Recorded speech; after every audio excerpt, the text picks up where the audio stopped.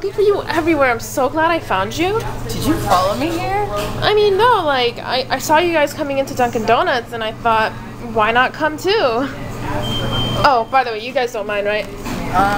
Yeah, we do. Oh. Okay, anyways, Alex, how are you? Kelly told me to stay away from you. What? Why would you say that? Anyways, listen, Alex, let me sit down.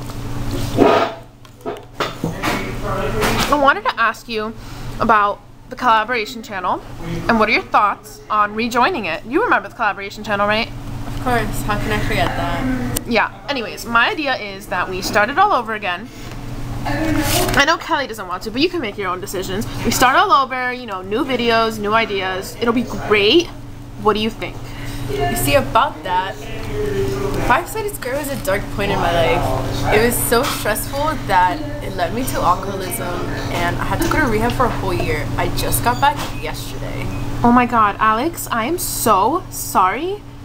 I can't even... I'm so sorry. It's okay. I feel so horrible right now. Kelly told you. Kelly did not tell me anything.